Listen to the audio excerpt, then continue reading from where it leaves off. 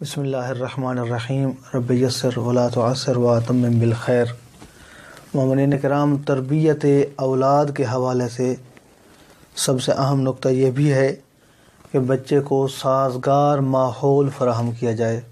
تربیت کے حوالے سے سازگار ماحول، اور اس حوالے سے چند ایک نکات ان پر ہمیں عمل کرنا چاہیے۔ ان میں سے ایک تو یہ ہے کہ بچے کی عمر اور قد کے مطابق اس کی ایک الگ جائے نماز ہو، تسبیح ہو اور سجدگاہ ہونی چاہیے۔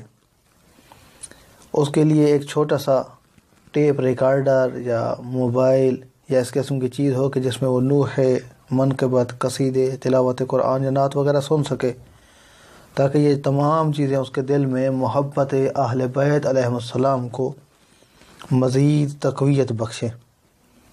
بچے کو کتابیں، کاپیاں، پینسل، پین وغیرہ دلوانے میں بخل نہ کریں۔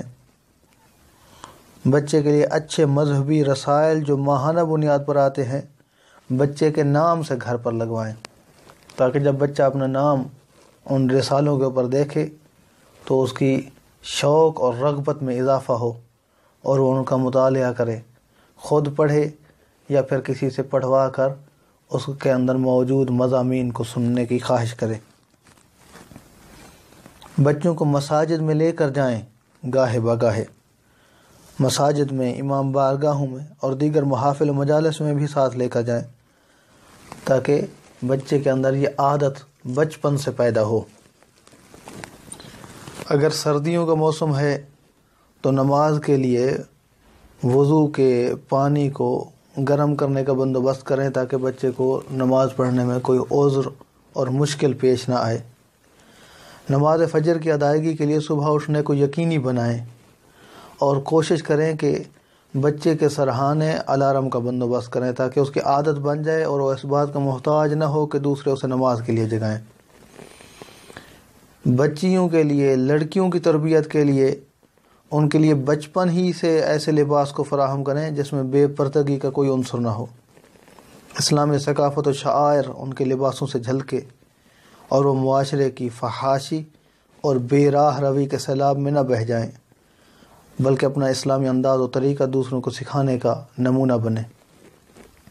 ان کے لیے اپنے گھر میں یا حلقہ یا احباب میں بچوں کی مناسبت سے ایسے چھوٹے چھوٹے پروگرامز و مجلسیں رکھیں جس میں بچے بڑوں کی نگرانی اور رہنمائی میں سارے کام خود کریں۔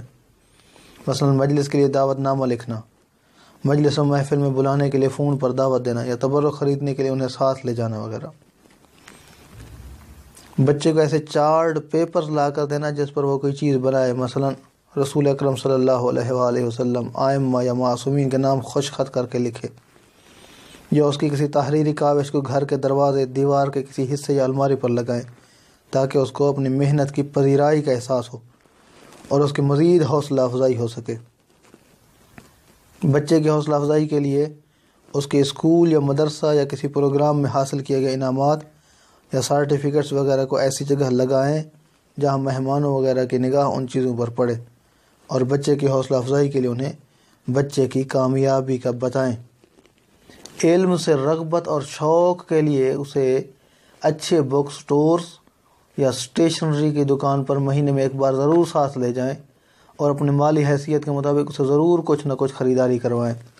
یہ چھوٹی چھوٹی باتیں ہیں، ان سب کا اگر ہم خیال رکھتے ہیں تو امید ہے اور اچھی امید ہے کہ ہماری اولادیں اور ہمارے آنے والی نسلیں انشاءاللہ تربیت یافتہ ہوں گی اور مذہب اہل بیت علیہم السلام پر صحیح معنی میں گامزن ہوں گی۔